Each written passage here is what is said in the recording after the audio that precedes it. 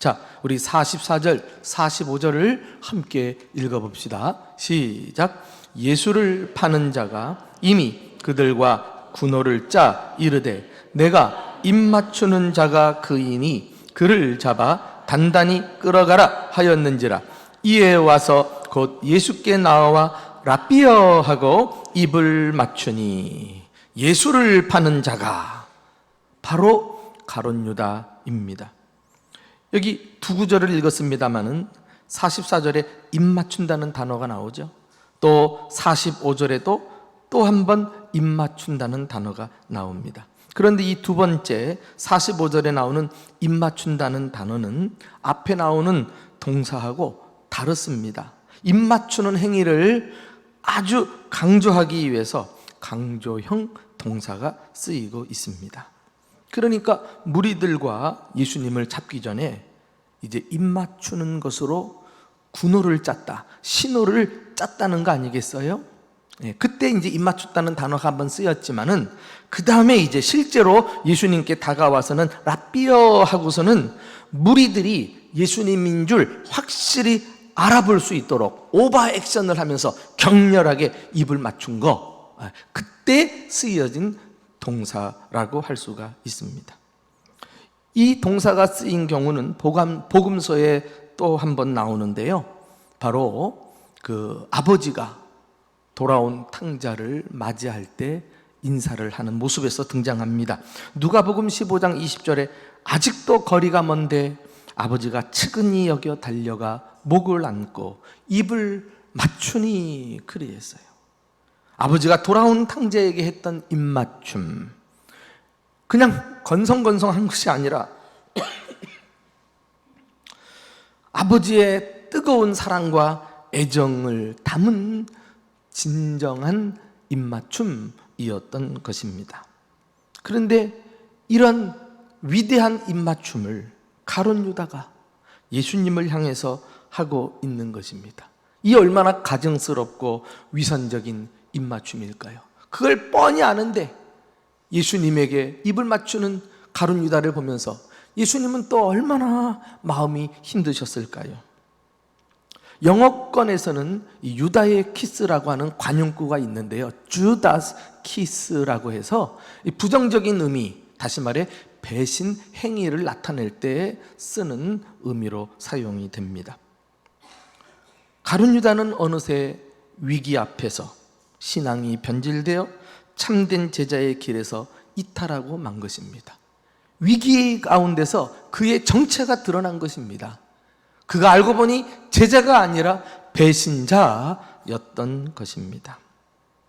여러분, 그는 경배해야 할 예수님을 가증스러운 입맞춤으로 배신했던 이유는 무엇일까요? 그 안에 들어있는 탐욕 때문에 그랬어요. 예수님에게서 더 이상 자신의 탐욕을 채울 수 없다고 판단했을 때, 예수님을 따르는 목적이 왜곡되었을 때 우리는 언제든지 가룟 유다와 같은 모습을 나타낼 수가 있는 것입니다. 유다는 재정을 맡아 관리했던 제자였어요. 그 제자들 안에서 재정을 맡았으니까 그 재정 규모가 얼마나 컸겠습니까? 지금 당장은 그렇게 큰 규모는 아니었을지 몰라도 그에게는 꿈이 있었던 거예요. 이제 예수가 이스라엘의 왕이 되면 자신은 재정부 장관이 될 것이다. 그런데 이 가룟 유다의 원대한 꿈과는 다르게 예수님이 자꾸 자신은 핍박을 받고 죽게 될 것을 여러 차례 말씀하시는 것입니다. 그때마다 가룟 유다는 이게 아닌데 내가 잘못 보고 쫓아갔나? 실망을 넘어서서 막 분노가 생긴 거 아니겠어요? 그리고는 결심해요. 이럴 바에야 차라리 내가 먼저 선수를 치자. 이 내 스승을 팔아가지고 돈을 챙기는 것이 좋겠다. 이렇게 판단하고 행동을 옮긴 거예요. 그리고 그는 결국 자기 스승을 은 30세겔에 팔아버리는 데까지 이르게 되었습니다. 여러분, 우리가 지금 어떤 목적으로 예수님을 따르고 있는가? 각자의 어떤 세상적인 욕망을 채우기 위해서 그 주님이 필요로 해서 주님을 이용하기 위해 따르고 있는 것은 아닌가? 위기 때 드러나요. 위기 때 우리는 주님을 따르는 순수한 목적을 가지고 끝까지 따를 수가 있습니다. 그리고 그 주님을 따르는 순수한 목적은 말씀을 통해서 알 수 있어요. 말씀 속에서 예수님이 어떤 분이신가? 나의 구주요, 내 삶의 주, 왕이 아니신가? 이 사실을 깨닫게 되면 주님을 함부로 이용할 수가 없는 것이죠. 자, 시편 2편은 메시아 예언에 대한 굉장히 가치 있는 시인데 어떤 대목이 나오는가 한번 눈여겨보시겠어요? 시편 2편 11절부터 12절 말씀을 함께 다 같이 읽어보겠습니다. 시작. 여호와를 경외함으로 섬기며 떨며 즐거워할지어다. 그의 아들에게 입맞추라. 그렇지 아니하면 진노하심으로 너희가 길에서 망하리니 그의 진노가 급하심이라. 여기 그의 아들에게 입맞추라. 장차 오실 메시아 예수 그리스도에게 입을 맞추라는 거 아니겠어요? 성경에 이런 표현이 있는 거 아셨어요? 이때의 입맞춤은 경배의 표시, 예배의 표시, 특별한 경의를 표하는 최고의 행동을 나타내는 의미가 담겨진 단어가 아니겠어요? 그래요. 우리는 어떤 경우에도 존경심과 애정을 담아서 예수님만을 온전히 예배하며 예수님을 따라가야 합니다. 상황이 내 뜻대로 풀리지 않고 형편이 나아지는 것이 없어도 우리는 변함없이 예수님만을 사랑하고 끝까지 예수님을 따라가는 제자들이 될 수 있기를 주님의 이름으로 축원합니다. 안타깝게도 가룟 유다는 위기 앞에서 자신의 배신자라는 정체성을 드러내면서 주님으로부터 완전히 떨어져 나가는 불행한 삶을 살게 되었습니다. 그의 사랑의 입맞춤은 위선이었으며 그의 예배는 형식에 지나지 않았던 것입니다. 오늘 주님을 따른다고 하면서 여러분들이 어떤 모습으로 어떤 마음으로 이 자리에 나와 앉아 계십니까? 주님께 진정한 입맞춤을 올려드리는 저와 여러분 될 수 있기를 주님의 이름으로 축원합니다. 두 번째, 제자는 칼을 빼든 제자가 등장합니다. 자, 어디 나옵니까? 47절 말씀 다 같이 읽어보실까요? 시작. 곁에 서 있는 자 중 한 사람이 칼을 빼어 대제사장의 종을 쳐 그 귀를 떨어뜨리니라.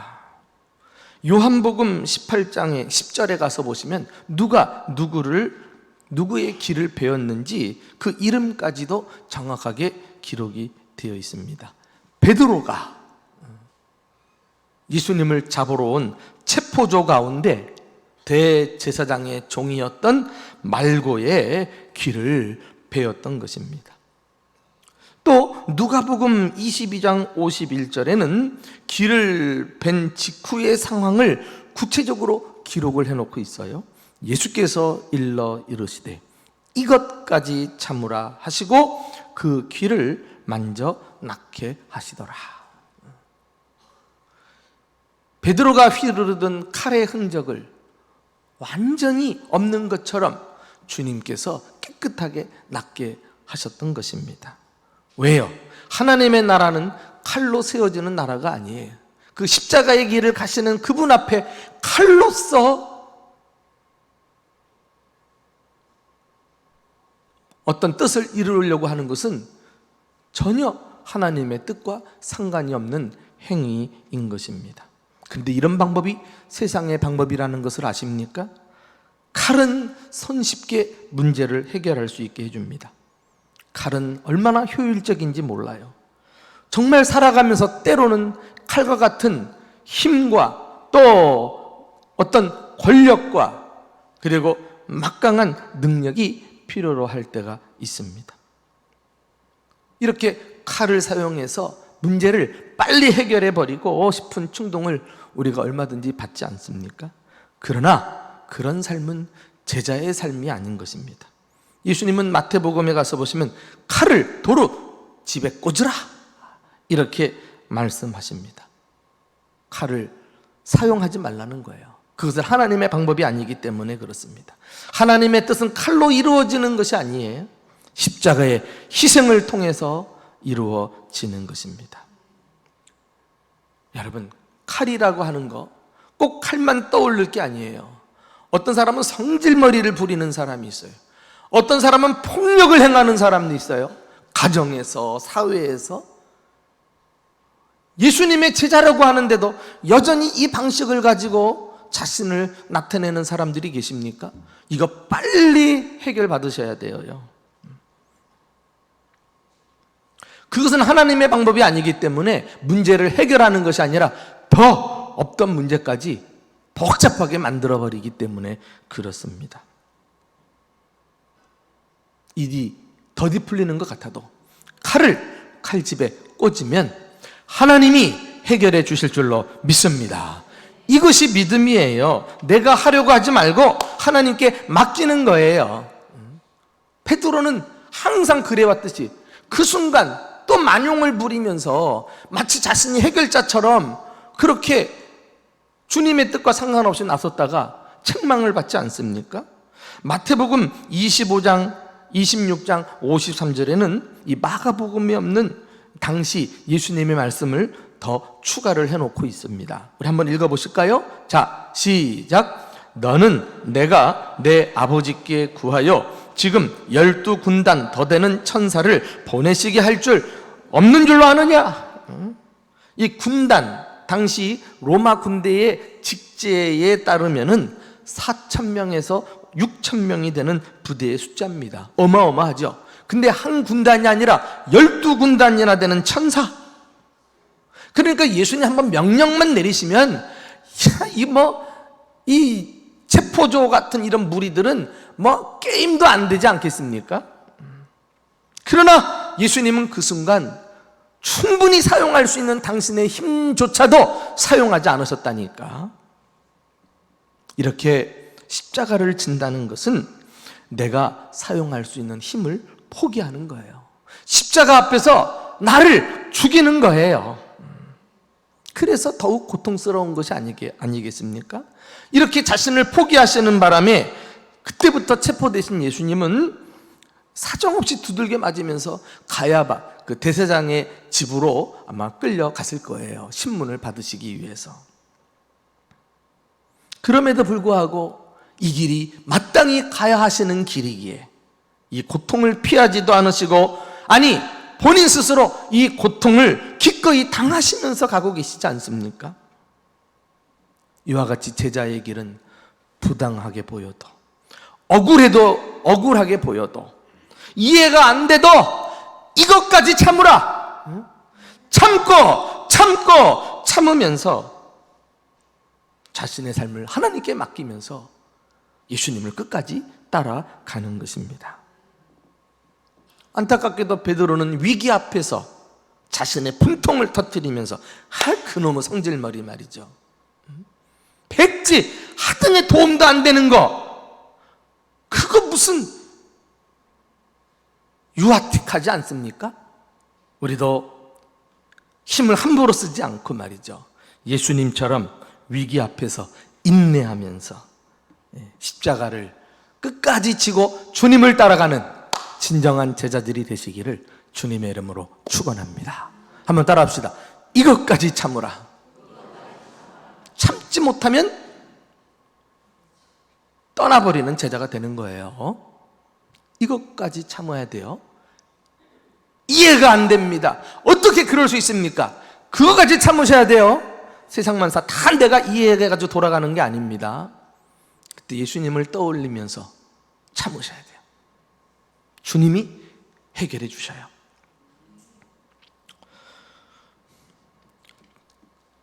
세 번째로 마지막 등장하는 인물은 도망가는 제자입니다. 자, 50절 말씀 다 같이 읽어봅시다. 시작. 제자들이 다 예수를 버리고 도망하니라. 다 예수를 버리고. 이전에 제자들은 어떤 사람들이었습니까? 베드로와 함께 말하지 않았어요? 죽을지언정 주님을 버리지 않겠다고 장담했던 사람들입니다. 그러나 자신들이 한 말조차도 한두 시간 지나지도 않은 채 지켜내지 못하는 연약한 모습을 오늘 우리가 발견하게 됩니다. 바로 이것이 인간의 한계인 것입니다. 십자가의 길은 내 힘으로 못 갑니다. 참된 제자의 길은 내 능력으로 가는 길이 아닌 것입니다. 내가 아무리 결단하고 힘을 주어 말한다고 해도 우리의 한계는 그 결단을 지켜내지 못하는 연약함이 있다니까. 저는 알아요. 이전에 제자들이 큰 소리 쳤던 호언장담했던 그 말은 아마 그 순간은 진심이었을 거예요. 내가 스승을 지키겠다는 거 아니겠습니까? 그럼에도 불구하고 우리에게는 여전히 그것을 끝까지 지켜낼 수 있는 능력은 우리에게 없어요. 오늘 이러한 도망가는 제자들의 모습을 보면서 신앙생활은 내 힘으로 하는 것이 아니라 하루하루 하나님의 은혜를 의지하면서 하나님의 능력에 붙잡혀 주님이 이끄셔서 따라가는 것이 신앙생활이구나, 이걸 깨닫게 되는 것입니다. 신앙생활의 주도권은 내가 아닌 것입니다. 이걸 주님께 내어드리고 주님을 따라가는 것입니다. 이렇게 내 힘을 빼고 나의 주도권을 내어드리고 자아를 주님 앞에 박살내기 위해서 반드시 필요한 것은 무엇일까요? 주님 앞에 나와 기도하는 거예요. 주님 앞에 기도하는 것이 그래서 중요한 거예요. 단지 내 소원을 이루기 위해서 소원을 아뢰려고 오는 것이 아니라 그렇게 시작한 기도라도 주님 앞에 버티고 있을 때 점점 내가 힘을 빼면서 자아가 죽어버려요. 당시 제자들은 예수님과 함께 기도해야 할 때 1시 동안도 깨어있지 못하고 사망의 잠을 자다가 다 무너지고 말았잖아요. 베드로 역시 기도하지 않고 잠을 자다가 자신의 혈기로 무엇인가 해보려고 했는데 오히려 주님께 책망을 받았어요. 오늘 본문에 보면은 제자들이 다 도망갔는데 그 마지막 부분에서 제자도 아닌 또 한 사람, 도망한 사람이 등장합니다. 바로 마지막 절 51절, 52절인데요. 우리 한번 다 같이 읽어보실까요? 자, 시작. 한 청년이 벗은 몸에 배 혼이불을 두르고 예수를 따라가다가 무리에게 잡힘에 배 혼이불을 버리고 벗은 몸으로 도망하니라. 난데없이 한 청년이 등장하는 거예요. 그리고 제자들이 다 도망갔더라 해도 그 다음 이제 본문으로 이어져도 되는데 마치 그 삽입된 첨가된 내용처럼 요 두 구절이 싹 들어가 있어요. 한 청년이 나옵니다. 이 청년이 누구냐? 바로 마가를 말해요. 마가. 이 마가복음의 저자입니다. 그리고 내용을 보면은 도망갔다는 거니까 뭐 자랑거리도 아니에요. 부끄러운 얘기지만 자신의 간증을 솔직하게 포함시키고 있는 거예요. 자기도 도망갔다는 겁니다. 이 마가는 앞서서 예수님과 제자들이 체육 만찬을 가졌을 때 그 다락방 집 주인의 아들이거든요. 그런데 예수님이 제자들과 만찬을 마치시고 어떻게 했어요? 찬송을 다 부른 다음에 겟세마네 동산으로 갔을 때는 어두운 밤 아닙니까?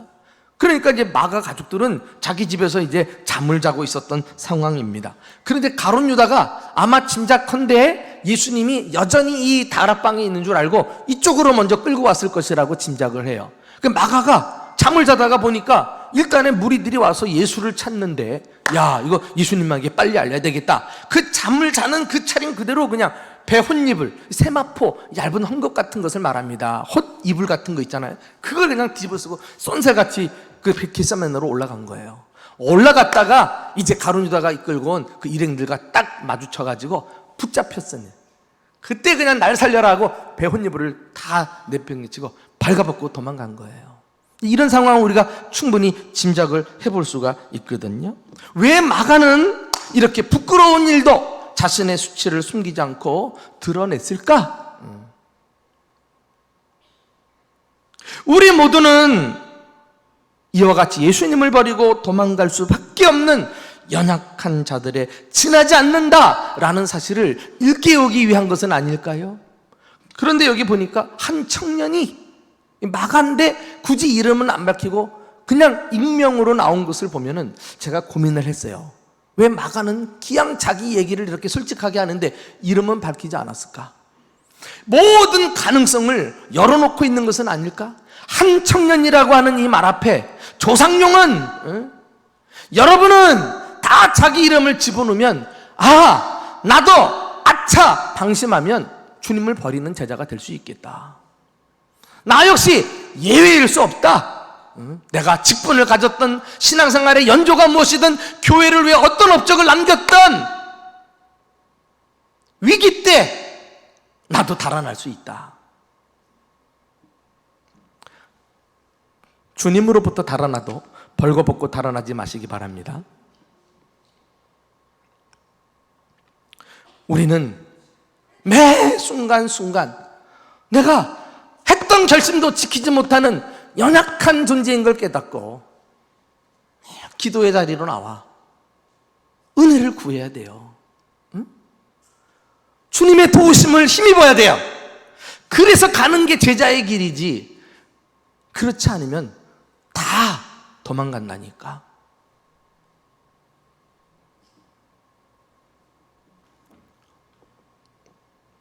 진정한 제자로서 자신의 연약함을 솔직히 인정하고 날마다 주님이 주시는 능력을 의지하고 끝까지 주님을 따라가는 저와 여러분 될 수 있기를 주님의 이름으로 축원합니다.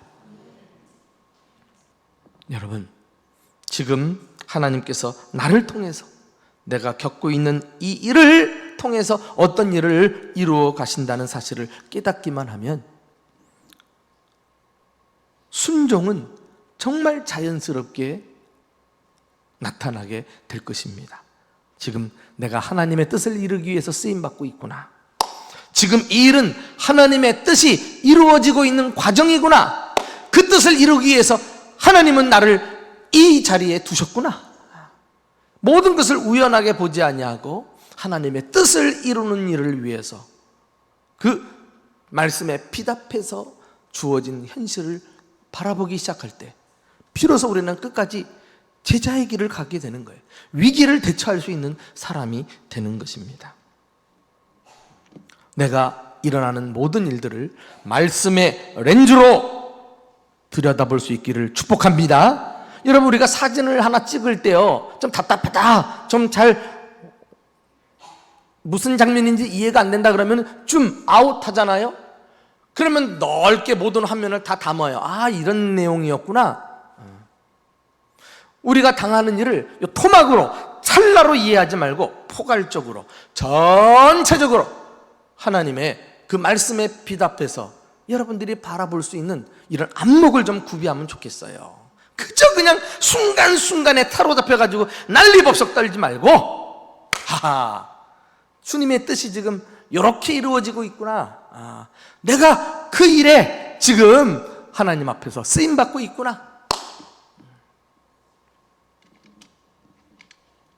이렇게 우리 구주 예수님은 이해할 수 없는 상황을 하나님의 뜻이 이루어지는 과정으로 받아들이면서 십자가를 향해 나아갈 수 있었습니다. 우리 역시도 예수님에게서 위기에 대처하는 방법을 배우고 모든 일을 하나님의 뜻을 이루는 일에 목표를 두고 끝까지 제자로 살아가는 저와 여러분 다 되시기를 예수님의 이름으로 축원합니다.